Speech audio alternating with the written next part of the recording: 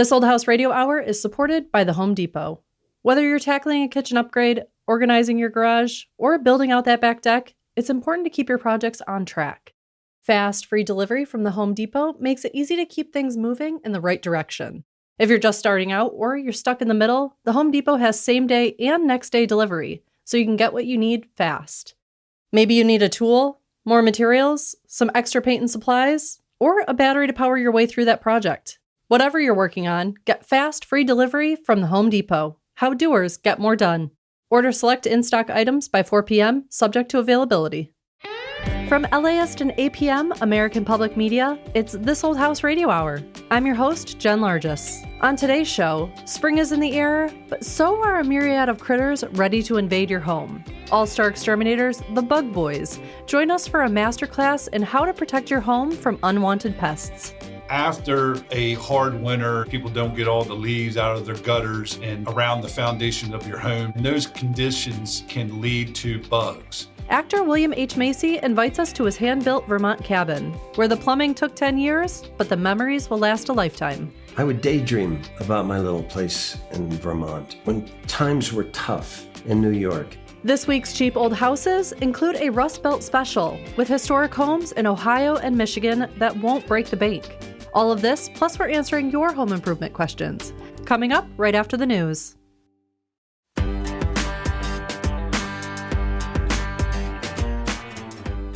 Welcome back to This Old House Radio Hour from LAist and APM. I'm your host, Jen Largis. It's officially critter season. And to help you defend your home before the invasion begins, we've got Rory McCarty of Maryland's own Bug Boys on the line. If it walks, crawls, or stings, chances are Rory's dealt with it in his 30-plus years as an exterminator. He's here to tell us what you can do right now, in and around your home, to keep pests out and avoid an emergency call later. Rory McCarty, welcome to This Old House Radio Hour. How are you all doing? Wonderful. We're so glad to have you here with us today.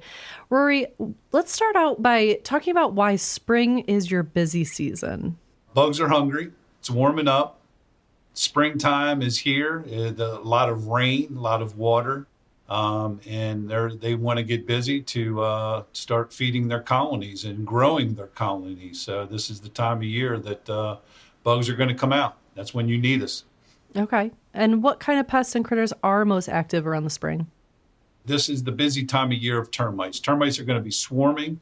They're going to swarm out. They're going to look like flying ants. A lot of people mistaken them for flying ants. It's very easy to tell the difference between a flying ant and a termite. A flying ant's going to have elbowed antennas, where a termite's going to have straight antennas. An ant's going to have 3 segment body parts, a pinched waist, thorax, and abdomen.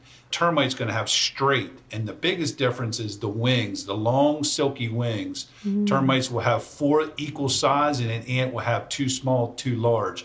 But this is the time of year for termites when they swarm out. A lot of people mistake them for ants, and therefore they kill those swarmers. And by killing those swarmers, they think they end the problem. That's just not the case.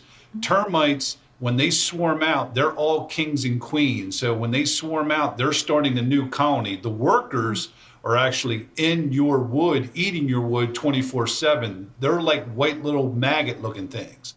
So people kill those swarmers thinking that they end the infestation, but just that's not the case. All they're doing is killing the future kings, preventing them from forming their own colony, if that makes sense. So what are some of the telltale signs that a person may have to call a professional? It's those highly infested bugs like termites, like major bed bug infestations, like major cockroach infestations. When you get a bed bug infestation, it's extremely difficult to control. When you get a roach infestation, they multiply so quickly that you're not experienced enough to kill those bugs off. Termites are extremely hard to get rid of. I would highly recommend that you call a professional with that. High places, wasp nests, bees nests. You have a problem with birds or things like that where it's dangerous. You got to get up on ladders and things like that. You got to be extremely careful. A lot of people are injured trying to do it, to get up on these high places in order to get rid of their infestation. So small things like if you found one mouse or if you have some small straggler ants coming in to do it yourself, I would recommend that you can do it yourself. But those cases where from bed bugs to high roach infestations to carpenter ants, wasp nests, things like that, it's dangerous to get on ladders, I would recommend a professional to do those things. You know what? You said birds, and I have never thought about that as a pest that, if someone is dealing with maybe a woodpecker attacking their house, is that something that you handle or is that outside the scope? Yeah, woodpeckers are protected. There's things that you can do with woodpeckers, and some people put certain types of owls and fake snakes and things like that. But bats and birds and things like that, we get tremendous amount of calls for those things. Bats getting into attics and chimneys and things like that. So I would definitely not recommend you getting up on your chimney trying to get rid of your bats. Yeah, no kidding. And when it comes to pest control, what are some of the best practices for people to use in and around their home? Well, when you're dealing with bugs, the first thing you want to do after a hard winter and things like that, a lot of times people don't get all the leaves out of their gutters and around the foundation of your home. So there's a lot of cluttered conditions. And those conditions can lead to bugs. So one of the things I always tell people is get the stuff out from your foundation. The least cluttered conditions, the better, the least where these bugs can hide. So anytime you see heavy infestations of ants and things like that, they always have cluttered conditions. So get that stuff away from your foundation, especially your shrubs and things like that, leaves, and just boxes, wood piles, anything that you have that's around your house that attracts bugs to harvest. I would definitely recommend doing that, is doing a good thorough inspection after a hard winter and spring starts coming. Are there any pests worth keeping around? Do they have any pests that have benefits to keeping them? Yeah, a lot of times, like if I see a wolf spider, a lot of people think, I won't kill wolf spiders and things like that. I won't even kill black widow spiders. I'll remove them. And also bats. Put some bat houses around your house, little boxes that you can buy on your trees and telephone poles. You'd be amazed how beneficial bats are. Well, we thank you so much for your time. This is great information, and hopefully if you see a problem, get ahead of it as early as you can. Absolutely. Thanks so much for having me. I appreciate the time. That was Rory McCarty. Watch Bug Boys in action on their popular TikTok account, bug_boys. You're listening to This Old House Radio Hour from LAist and APM. I'm your host, Jen Largis. Right now, we're tackling your DIY and home improvement questions. From painting to plumbing, carpentry to concrete, flooring to framing, landscaping to lighting. We've got an expert on site to help you get the job done right. Call us now at 877-864-7460. That's 877-864-7460, and we'll match you with the right expert. Hello, you're on This Old House Radio Hour with painter Mauro Henrique and general contractor Zach Detmore. Hi, this is Brittany Kring calling from Frankfort, Kentucky. Hey, Brittany. Zach here. Hi, Brittany. Mauro here. Hi. So what's going on in your old house today, Brittany? Yeah, so our house was built in the 50s. We've lived here for coming up on our 5th year. So we've done a few projects here and there. But the one that's been going on the longest has been our bathroom. So it's actually been in a state of remodel for about 2 years. 2 years? Oh. Yeah. You're not ready for it to be done, are you? You need to fire that contractor. Well, it's my husband, so... Don't fire your husband. Don't take relationship advice from Zach. The biggest issue we're having, the paint on the ceiling. So we tore all the tile off the walls, redid the shower surround, and I tiled up above it. I painted the bathroom, and then I scraped the ceiling and primed it, and then just never got around to painting. We've noticed that after after preparing the ceiling and priming, it's still flaking in quite a few places. I want to rewind to the part where you say you tiled. You tiled around and above the shower? That's impressive. Yeah, I actually watched some This Old House videos, and I figured out how to tile and then grouted it myself. And Great job. yeah, I was very proud. Let me tell you an actual story about my day. I just met with someone before I came here who's a very skilled member on my team who put subway tile in incorrectly, and we're currently ripping it out this moment. So bravo to you. That it's lasted 2 years already. Ours lasted not even 24 hours. It was definitely an all-day project. But I think for a first-timer, it looks pretty good. Well, Brittany, let me ask you a question. Do you have your walls and ceiling, the plaster or the dry wall? They're plaster. They're plaster. And the fan works pretty good. Yes. So you turn on like 20 minutes before and 30 minutes after each shower? Definitely after. That's a lot to ask, Mara. I Let's didn't be know we honest. were 20 supposed to minutes before. I was just trying to find out. You're about to change the whole way I shower. My kids never do. This is news to me, Brittany, that I'm supposed to be putting it on before I'm showering.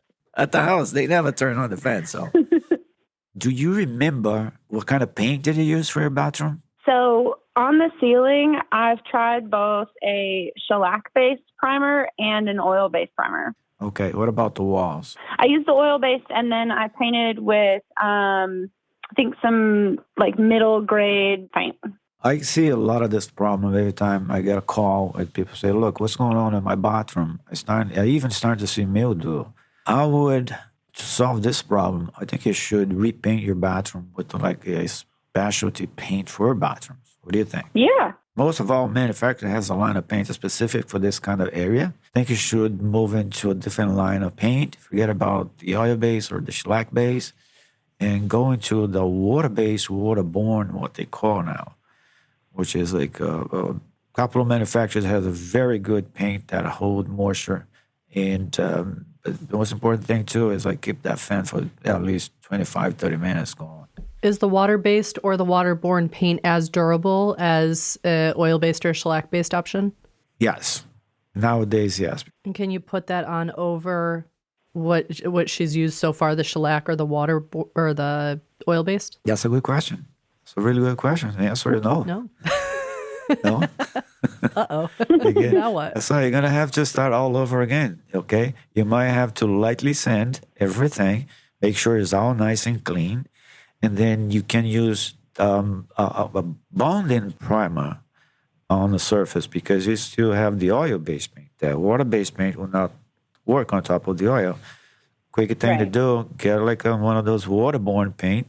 What's a waterborne paint? Waterborne paint is like an acrylic-based paint reinforced with urethane, which makes this paint so tough, specific for bathrooms and spa areas.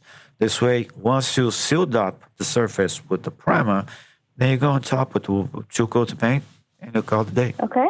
So a little sanding, a bonding primer, and then the waterborne paint exactly specific to the bathroom. Also, as a carpenter, I think a beadboard ceiling really complements subway tile. And Brittany's already waited 2 years. What's another year and a half to get some beadboard up there and really complete the look? I think she wants to be done. All right, fair enough. Then listen tomorrow. Correct me if I'm wrong. Take care, Brittany. Sounds like you're near the finish line. Thanks so much for calling in. Yeah, thank you again. Thank you, Brittany. After the break, our experts answer more of your home improvement and DIY questions. Call us at 877-864-7460. That's 877-864-7460. Coming up on This Old House Radio Hour from LAist and APM. Stay tuned. This Old House Radio Hour is supported by the Home Depot. Whether you're tackling a kitchen upgrade, organizing your garage, or building out that back deck, it's important to keep your projects on track. Fast, free delivery from the Home Depot makes it easy to keep things moving in the right direction. If you're just starting out or you're stuck in the middle, the Home Depot has same-day and next-day delivery, so you can get what you need fast. Maybe you need a tool, more materials, some extra paint and supplies, or a battery to power your way through that project. Whatever you're working on, get fast, free delivery from the Home Depot. How doers get more done. Order select in-stock items by 4 p.m., subject to availability. Welcome back to This Old House Radio Hour from LAist and APM. I'm your host, Jen Largis. Before we get back to your calls, we're opening up the phone lines and playing House Rules.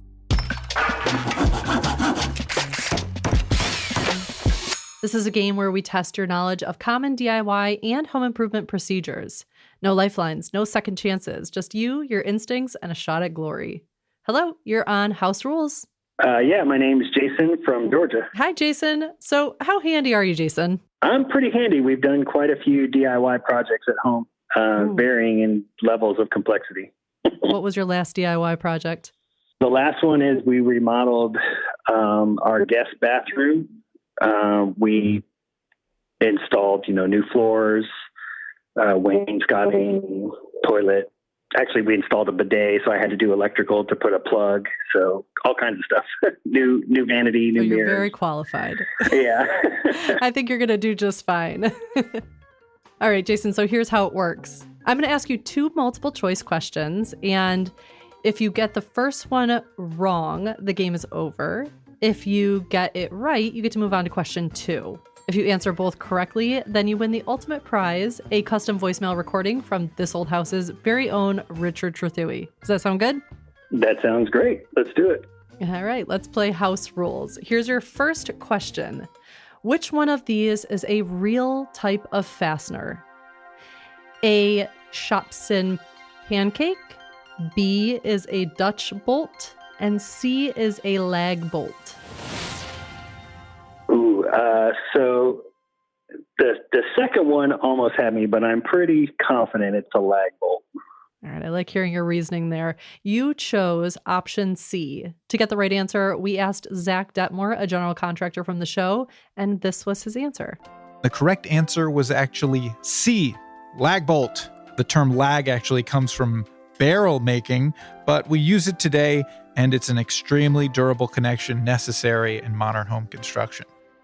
So, Jason, that means you were right. Nice work. Woohoo! That means you're moving on to question 2. How do you feel? Excellent. I'm ready for question 2. Let's do it. Here we go. Everything's on the line. Which one of these can be used as a toilet cleaner if you are out of the real thing? Is it A, WD-40, B, Windex, or C, Coca-Cola? Oh, that one's a little tougher. I know that Coca-Cola can be used to clean some things. Like I've seen people use it to clean like battery terminals. I'm going to say Coca-Cola. Okay. Was this in the manual when you installed your bidet? It was not. Well, to get the right answer, we're going to turn it over to Richard Trethewey, our show's plumbing expert. I think the correct answer is C, as in Coca-Cola. Okay, so, your Coca-Cola's got that acid. I think it's phosphoric acid in it. And so imagine what it does to your teeth. Jason, you're on top of the world. You got both right. How do you feel? I feel, like you said, on top of the world. I am floating on air. We love to hear it. Well, Richard Trethewey is standing by, ready to record your brand new custom voicemail. You just let him know what you want it to say, and it's all yours. Thanks so much for playing and for being on the show. Yeah, thank you for having me. Want to be on House Rules? It's easy. Call our hotline at 877-864-7460 and leave us a message saying, I want to be on House Rules, along with your name, where you're from, your phone number, and a good time to call you back. Or send us an email at questions@thisoldhouse.com with that same info. We'd love to have you on the show. You're listening to This Old House Radio Hour from LAist and APM. I'm your host, Jen Largis. Right now, we're tackling your DIY and home improvement questions. From painting to plumbing, carpentry to concrete, flooring to framing, landscaping to lighting. We've got an expert on site to help you get the job done right. Call us now at 877-864-7460. That's 877-864-7460, and we'll match you with the right expert. Hello, you're on This Old House Radio Hour with plumber Richard Trethewey. I'm Kelly Marr, calling from Wilmington, North Carolina. So, Kelly, what's going on in your home? Okay, so, we live in a 1920s colonial revival, and we were trying to restore our bathroom kind of back to that era. And I was able to find on Facebook Marketplace a similar to what the era of the house would have been in the 20s. It was dated 1942. It's an American standard Coralline companion sink and toilet. Yeah. And the issue with the toilet legs, and I've talked to so many different people to try to get an idea, come to find out the legs are corroded with small pits that are kind of sharp, and it appears it's due to moisture because they're that, and I found out they're zinc that are plated, I guess chrome plated, and it almost looks like white mold spots, but it's not mold. It's speckled, almost like a mercury glass kind of with pitting on it. Yeah. And when I asked around to get the legs re-chromed, it's insane on the prices. Basically, it runs anywhere from $1,000 to $1,600 to get the legs just re-chromed. And I didn't know if you had any suggestions. No, meaning that is indeed zinc. It was called a pot metal. It was a low grade, halfway. It's not quite an aluminum. It was and it wasn't quite steel. So it was a base just to hold that chrome plating. So, this is no different than people that have stainless steel on boats that has pit corrosion on stainless. You're always trying to clean those spots. So you're never going to get it back to Bristol. But a couple of things that can do it is really concentrated lemon juice and also what they call oxalic acid. You can find it in the hardware store, and it'll at least clean the white pit marks. You'd have to chip away some of the raised nubs, and you're still going to end up with a blemish, but it wouldn't feel as awful as having little white volcanoes over the side of this chrome plated piece. So, and you're going to be frustrated that it's not going to come off as like those amazing commercials you see at 3 a.m. But you're never going to get it back to what they call Bristol. It's sort of like, it's never going to be as beautiful as your first date. It's always going to be a little blemished. No, that's perfect. Thank you for that, because we actually started off doing this bathroom kind of as a joke. When we moved into the house, we were looking for rugs throughout the whole house because it's all hardwoods. And every time we found a rug, we said, "Oh, it really ties the room together."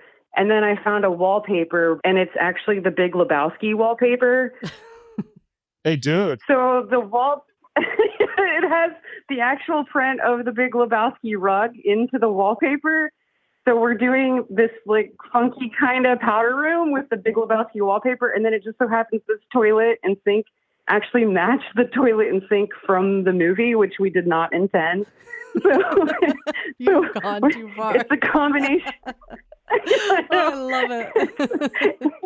You seem way too cool for us, actually. Uh-huh. I don't know. My mother and my mother-in-law might disagree with you. I don't think they are big fans of the bathroom. Right. So I can't wait till it's done. They're going to come and visit and give their strong opinions on it. Thank you. Send them a link to the Big Lebowski and they'll change their mind. Oh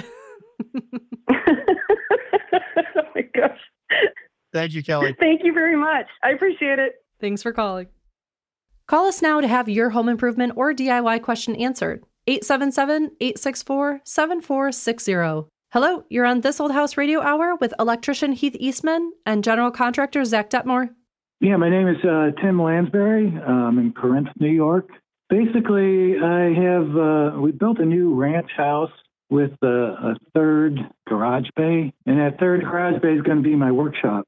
And I want to put a sub-panel, 100 amp sub-panel in the workshop. I've checked on some of the prices and things for the service entrance cable, and obviously copper is much more expensive than the aluminum service cable. So I'd like to know, is aluminum okay now, or should I bite the bullet and use copper? The first thing I gotta say is I'm jealous that you have a 3-car garage. I would love to have that.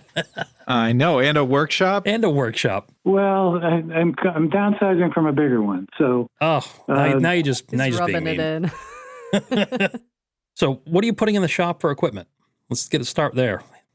Table saw, bandsaw, maybe a small dust collector, small joiner, that sort of thing. Okay. And what are you going to do for heat? I wish I knew I was going to do there because right now it's really cold. Electric heat is the cheapest to put in, but it's the most expensive to run. And I really don't want to do that. But I may be starting to do that at the beginning just to see how much it does cost me since they're so cheap to install. Yeah, some of those, 5,000 watt, fan force space heaters built for a garage are actually pretty good as long as the garage is somewhat insulated well. Those will take the chill off quickly and then you can shut them right down. It makes it pretty comfortable to work, especially if you're moving all the time in a workshop. The entire garage is insulated. Oh, good. So Good. I don't have the heated floor like my old shop, but You're roughing it. I know, right? It's like one after the other. Oh, I next question downsized. is, I used why to have did you radiant heat in my old shop and garage. Now I only have a 3-car bay. What's the difference, Heath, between these two types of conductors in the wire? So a lot of times you'll see for the main service coming in residentially is a lot of times you use aluminum because it is less expensive and the load in the house isn't enough to really warrant, everything else. And you can size the aluminum accordingly for, the aluminum needs to be larger to carry the same amount of current than a piece of copper does. So, something for if you want 100 amps in copper, 100 amps aluminum is going to be physically larger to do the same job. But it can do it. When it comes to the smaller wiring, we certainly don't want to do that anymore. That was an issue years ago, and we don't do aluminum branch circuit wiring for the smallest stuff, but you can still do it for the service. Given a choice, I always prefer copper, especially in an area that's going to be a workshop, have electric heaters, have a pretty good load on it potentially. I would prefer to see copper. I understand it's more expensive, but it's really not that big of a run and not that much of a cost sounding from everything else that's going on in there. We're not talking tens of thousands of dollars. Is there any other reason you prefer the copper? Yeah, it doesn't move as much as aluminum. So aluminum in certain areas like around a seacoast area can corrode if it's exposed outside over time. Not that copper can't have issues, but it's more likely to. Aluminum expands and contracts a little bit more. So it's just copper for heavier jobs like that, copper does a better job.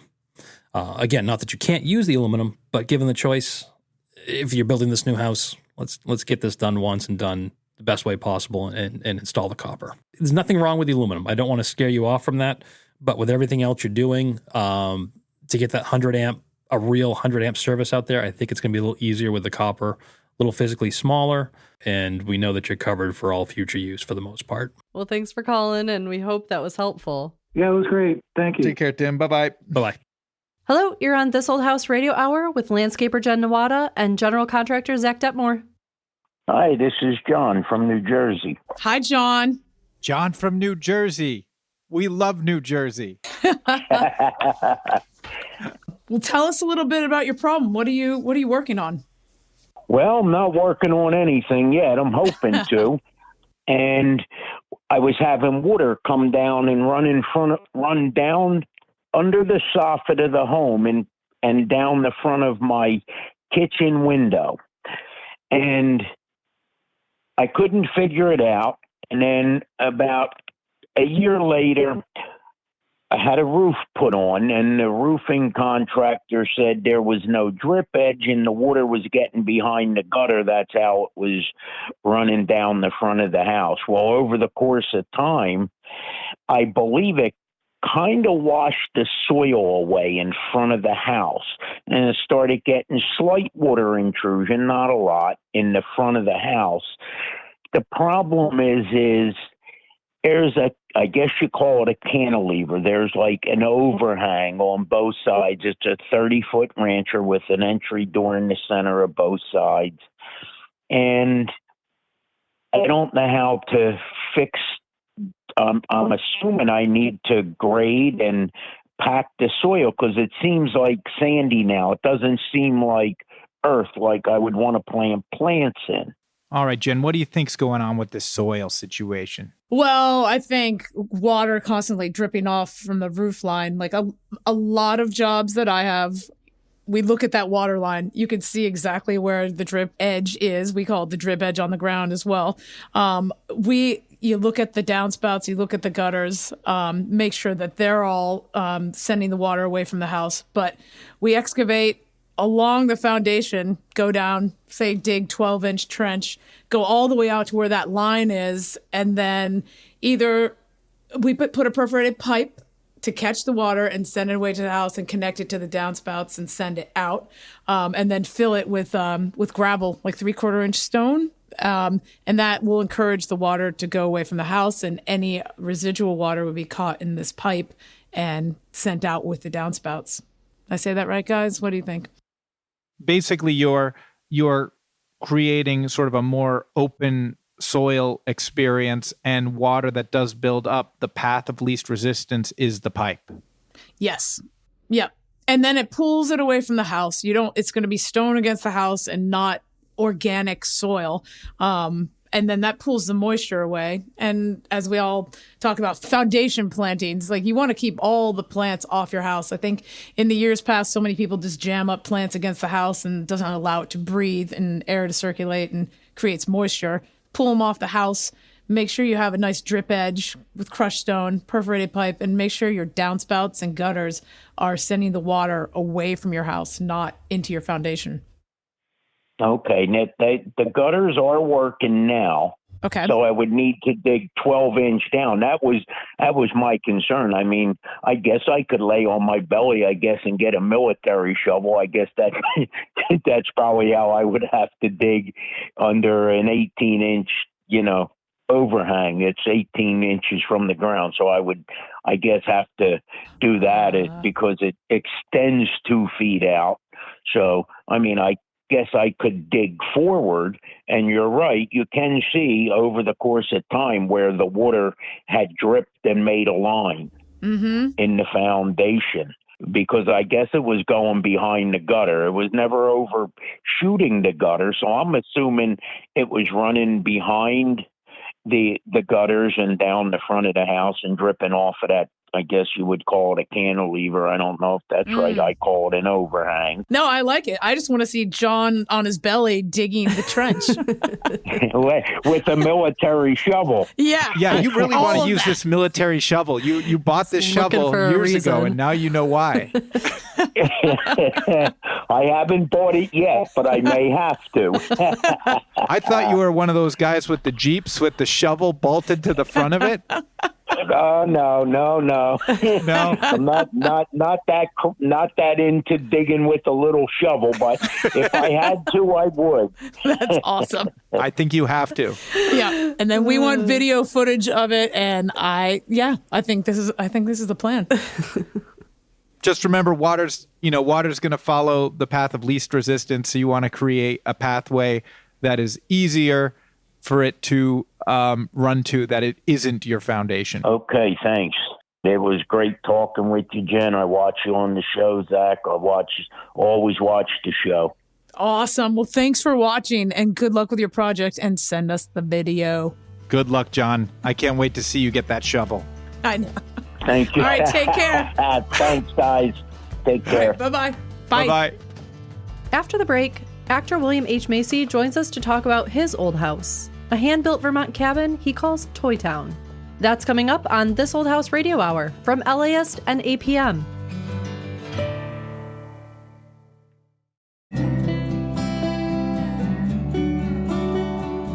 Welcome back to This Old House Radio Hour from LAist and APM. I'm your host, Jen Largis. Coming up, cheap old houses are back with an incredible Michigan property with stunning 19th century details, all for under $40,000.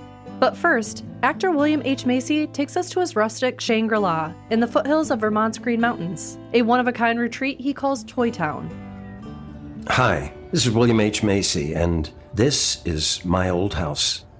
After graduating from high school, where I was a terrible student, I played around at a couple of colleges and ultimately ended up in a hippie college called Goddard College in Plainfield, Vermont. And I fell in love with Vermont. And in the late 80s, I was still jonesing for Vermont. So I went up there and started looking for a place to buy. And I found a tract of land in Woodbury, Vermont, owned by a woman named Daphne Mackinson. It was 50 acres for $50,000. Much of it was field and the rest was forest.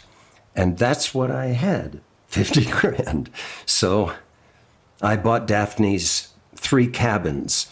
They were called Toy Town. They were little motel cabins, cute as can be, and in very bad shape. After I bought the place, I got a film. And if memory serves, I made over $25,000 on that. I thought I was rich. So I immediately hired a guy named Bob Krutak, who lived up in Vermont, to fix up one of the cabins. He leveled it, he paneled it, he insulated it, he installed the wood stove more safely. I was working in Chicago at the time that this happened. I went with Felicity Huffman, who I was dating at the time. We went to Marshall Fields and bought sheets and big blankets and comforters and pillows. It was about that time that I got my final check from the film, and that's where I learned about taxes. That $25,000 payday had been beaten to death, and I had to borrow money from Felicity to pay for the work on the cabin. But there it was. Oh, it was cute. I mean, you had to step outside to change your mind. It was so small, but it was my cabin. And the first thing I did was build myself a bed in this brand new little cabin. I built a bed, and then I built a big fire in the wood stove, and I made myself a cup of tea, and then the flies came out. These cabins had been empty for many, many years, and these flies called cluster flies. And when I heated up the cabin, they all came out. First there were dozens and dozens, and then there were hundreds.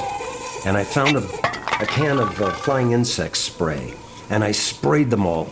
I emptied the whole can in this tiny little cabin and ran outside until the air had cleared. And I went back in, and I had killed a fraction of the flies. But what was worse is that the rest of them were sick, and they would fly right into your face. It was awful. There were thousands of them. I thought, well, just go to bed and I'll deal with this tomorrow. But I got in bed, and the flies were still bouncing off my face. When I turned over, there's a pile of flies in the sheets. I thought, what in the heck am I going to do? And then I had the bright idea, well, if heat brought them out, that maybe cold will make them go away. So I got up, opened all the windows and the doors, and damped down the stove, and indeed, the temperature plummeted, and all the flies landed, and I was able to get a good night's sleep. The next day, I bought all the insect bombs that the hardware store had, and I got rid of them. As my career expanded, so did the cabins. And one of the things I learned was the nature of women. And it's funny that a cabin would teach you this, but I learned a great truth. You can't have a meaningful relationship with a woman without indoor plumbing. They can say everything they want about the outhouse, but they leave a lot earlier than they were planning to leave. So I put in a bathroom and a well. Well, I felt really down home at this point. Now the cabin was up to about 800 square feet. It had a bedroom and it had a kitchen. I spent a lot of time up there. The next project I did was one that I'd wanted all my life. I wanted a standalone shop. I didn't know how to do it, so I bought a book, and if memory serves, the book was called How to Build a Building. And I worked on it all summer. I remember vividly being on the roof. It's a simple gabled roof, and it was insulated.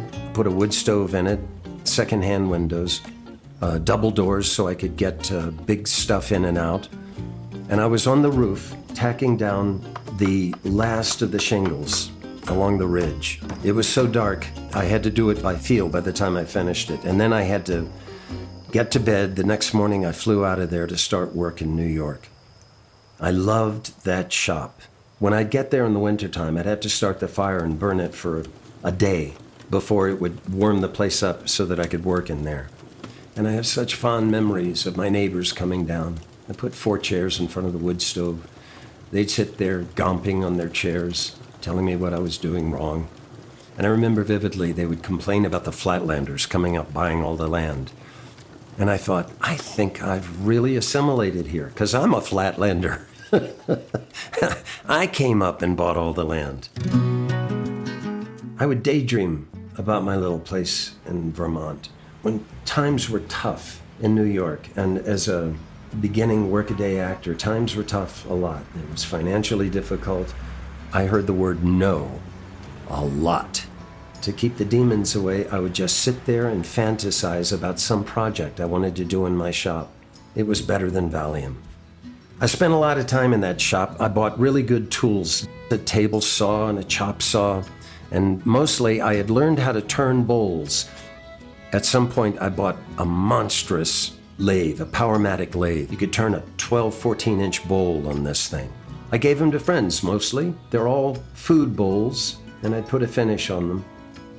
One of the things I love the most is when I give someone a bowl, first thing they do is they rub it, they caress it, because the wood is so smooth and it's such an odd shape, and they were just a fabulous gift to give to people. So now I live in Woody Creek. It seems wood has to do with pretty much everything I do. The building we bought here was my wife's childhood home, which is an excellent husband move and one I would recommend to everyone. I still own the Vermont house, and it makes my heart swell. But my daughter, Georgia, who now lives in New York, loves my cabin, and she's been going up there. So there's a project going. This summer we're going to go up and do a much-needed remodel of the cabin and fix it up, rebuild some porches, and she's going to help me. And now she goes up to my little cabin in Vermont. That was William H. Macy. You can see him in the upcoming film Train Dreams. You're listening to This Old House Radio Hour from LAist and APM. I'm your host, Jen Largis.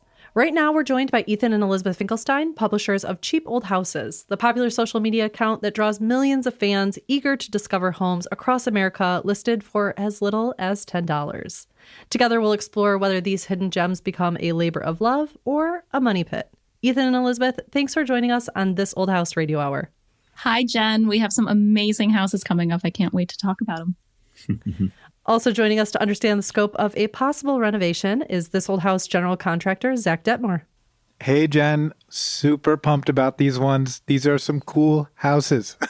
So our first listing today is a 2-story, 4-bedroom, and 1-bathroom single-family home that was built in 1880. The home is full of historic charm and character. So this listing is at 611 North Clinton Street in Albion, Michigan, with an asking price of $39,000. Is that correct? Yeah. This is a heartbreaker. This $39,000. It's breaking my heart because I have no reason to move to Albion, Michigan, but I want to. I mean, I thought it was an error. and the typical house price in this area is in the 300s. So this is in 10% of typical home prices in the area. Tell our listeners how beautiful this house is. Oh my gosh, this is a darling Victorian house, and it sits on this corner lot. The house is painted white, so the detail is not as drawn out as it should be if it were painted in its probably original polychrome color scheme, which you should 100% bring back. But walking around the house, you're seeing all of the amazing texture of this period. You're seeing stained glass, you're seeing windows of different shapes, you're seeing a beautiful front door. It's just one of these houses that makes you say, I'll bet you the inside of that is pretty spectacular. I think the first thing that you'll say, though, is that this is a fixer-upper. You got peeling paint. The details look like they need a little bit of love. But I think at $39,000, that's a really exciting chance to bring this house back. And this is definitely one worth saving. You have to do very little sleuthing here. This house really wears its heart on its sleeve, unlike in a lot of old houses that you walk into where there have been modern interventions and maybe newer layers put on that you have to peel back. This is all as if somebody just locked the door in 1887 and never came back. It's pretty incredible. Now, you did mention peeling paint. What is involved in taking paint off of this age? Is this definitely lead paint? Do we need to test? What do you do in a home like this where you know that it needs to probably get removed? I would assume that this is lead paint and remediate it properly. Zach, I see in one picture here that there is a small hole in the lower part of the wall above the very tall baseboard.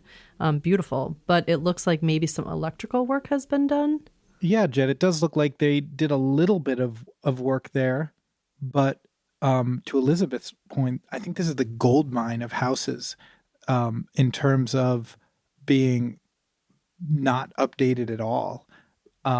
This is exactly what I think the jackpot is in terms of buying an old house. So much of the expertise you need to rely on as someone buying a house like this is sort of hiring or working with experts who can sort of help you understand or do that investigation to understand what was there. And here that work's all done.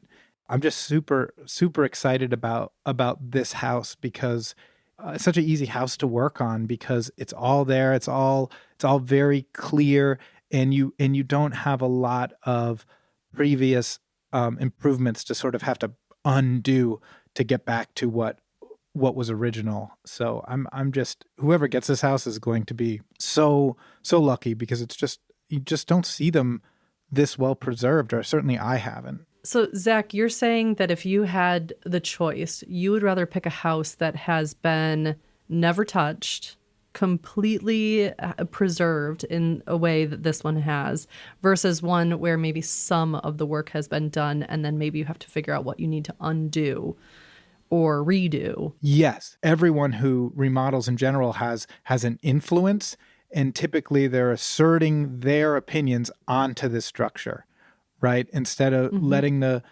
house sort of lead, they put a little bit of themselves into it. Some people put a lot of themselves into it and really kind of force the house to be something it isn't.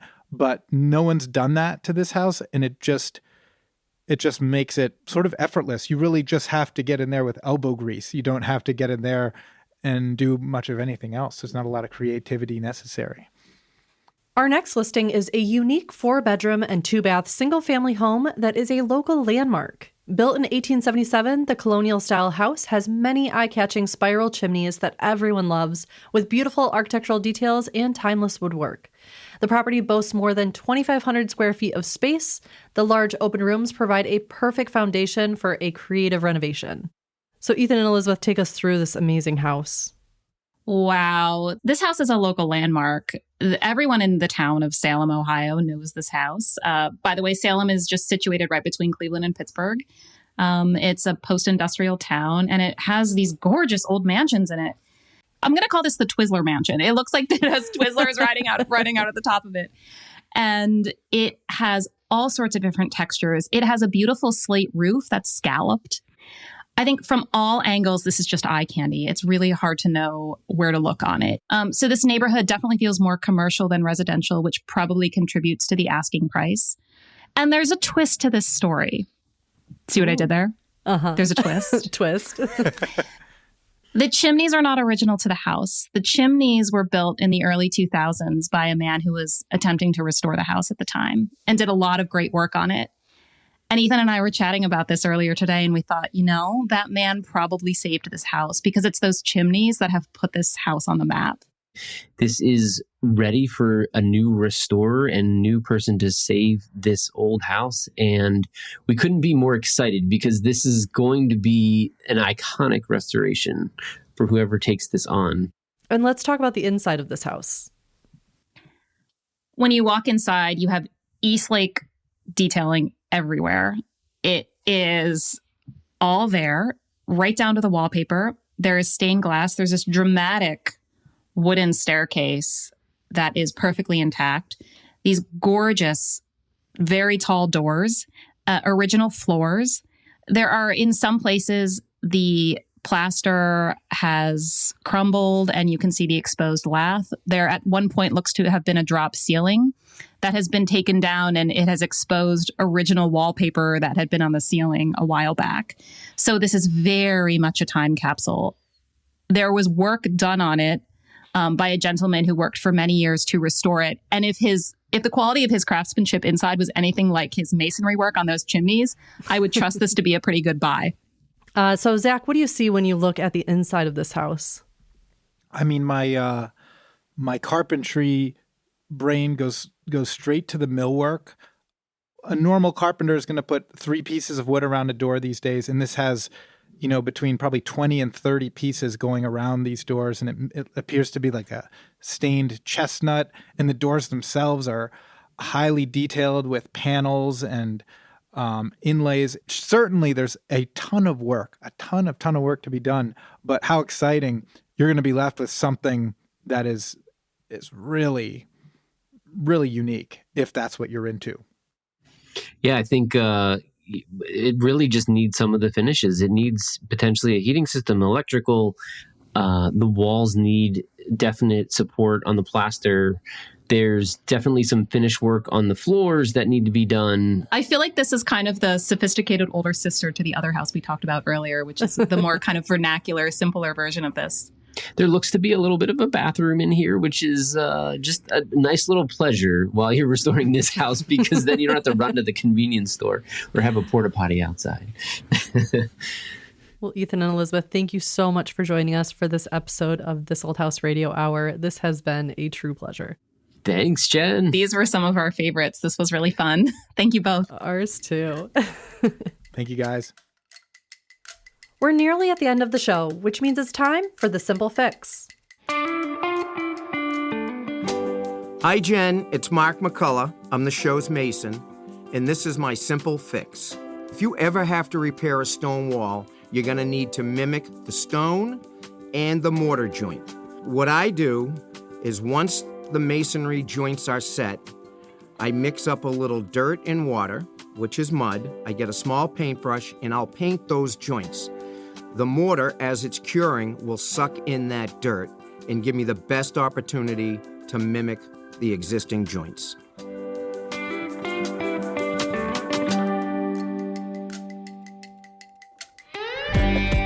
We'll see you next week on This Old House Radio Hour. Our show is distributed by and co-produced by LAist Studios and APM, American Public Media. This Old House Radio Hour was created and produced by Ember 20. Listen to new episodes of the podcast every Tuesday on your app of choice. You can follow This Old House on all the socials at This Old House, all one word. We'll see you next week.